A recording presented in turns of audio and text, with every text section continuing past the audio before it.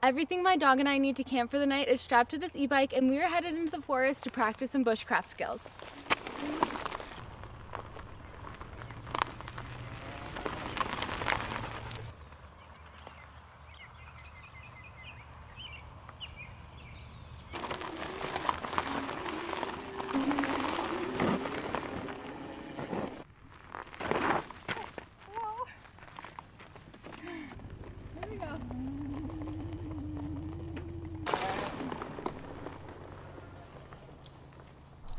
This is a lot harder than I thought it was going to be with the phone.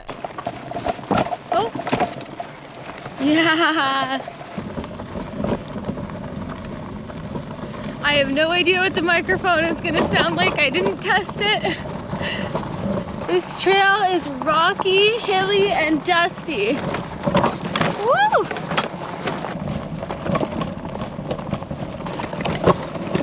Yes! These tires can handle some stuff. I just wiped out.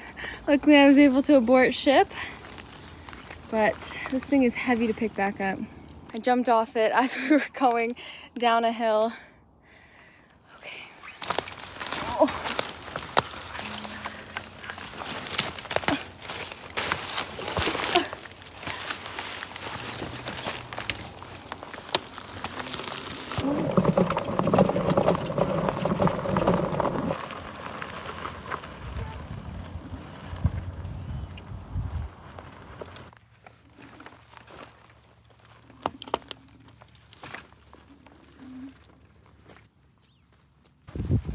Gotta come back and get you.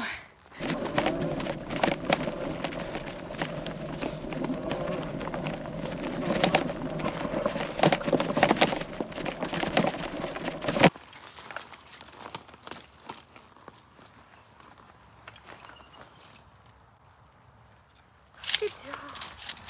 Good job. Boy. All right. Let's get some water.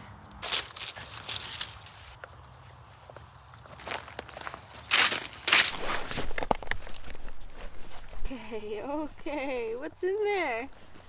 This is my first time taking my e-bike out, and pretty much my first time riding a bike in maybe 10 years. So I thought I would choose a trail that I'm familiar with, and to make things interesting, I also want to practice my bushcraft skills.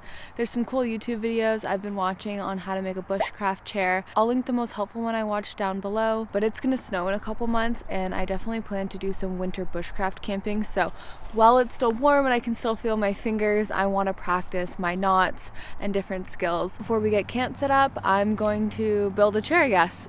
So for tools, I have paracord, some more paracord, an old dog leash that I cut. I have my Wolfman Grizzly leather gloves, a Fisker's small hatchet, silky saw, this one's the pocket boy, and my Mora knife. Step 1, collect 4 logs. We want them 2.5 to 3 inches in diameter and about 4 feet long. I'm 5'4", so maybe like here. We can use this later.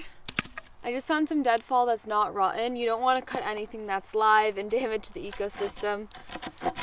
We're just having fun here. This isn't for survival. With these silky saws, you want to let the saw do the work. So I've heard.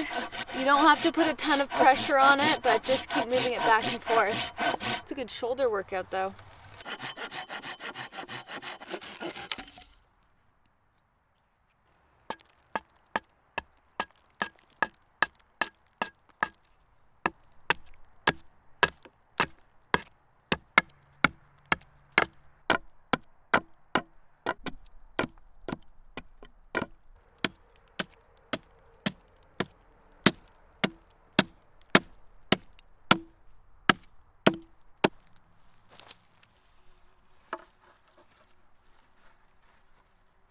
So they fit together at the tips and then go into a triangle. And I have to tie them together in 3 spots. So I'm gonna make little notches with my knife.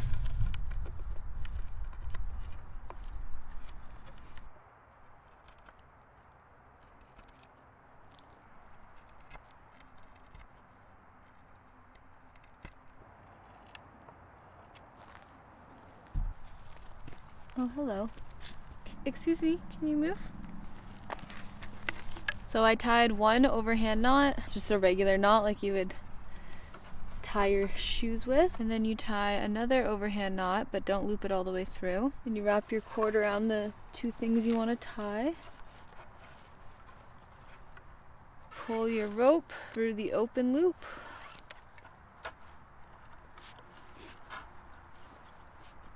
Yay! Now I've made two of these. So now we need two pieces of wood here so we can slide the other triangle through.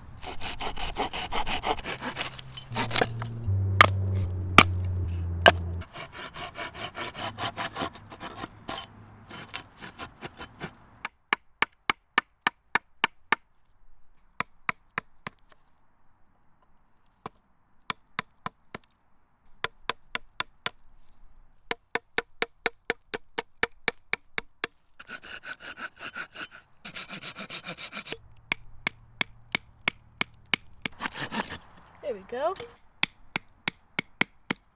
Okay, this is probably the most satisfying part. Two of these with both ends cut off and chiseling out a little spot for them. Now we're going to tie it with our cordage, aka dog leash.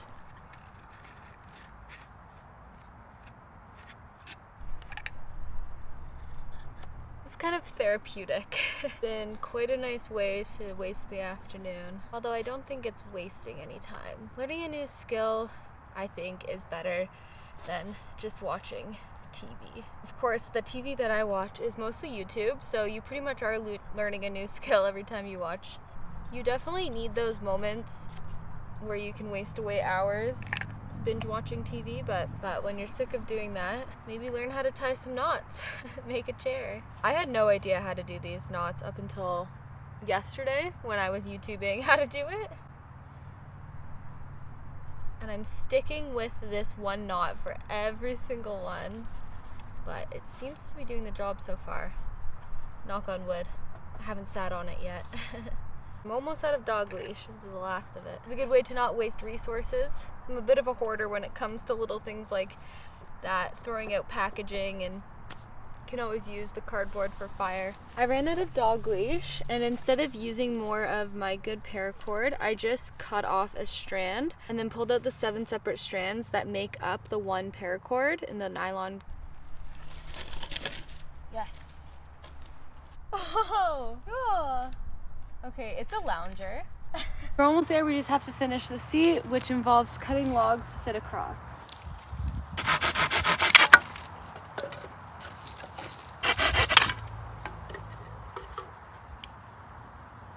Come. Okay, the moment of truth.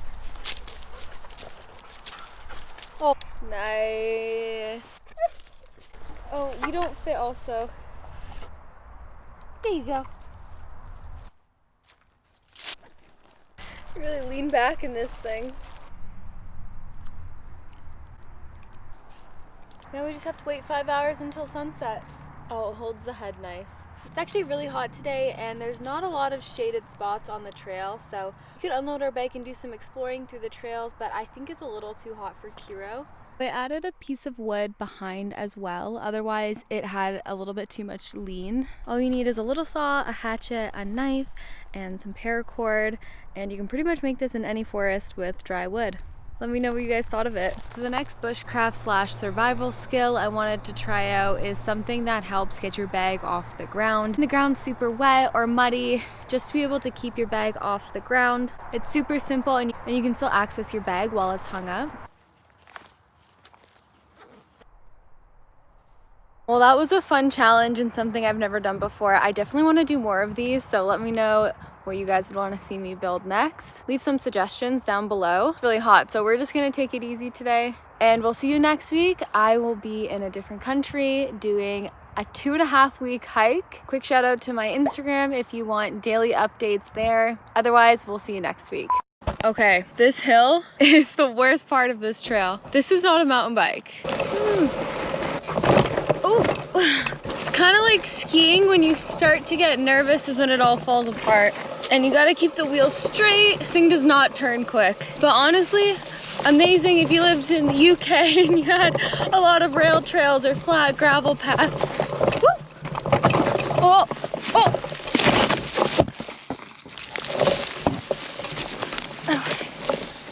That's the furthest I had made it down without falling. I don't even know what I got caught on.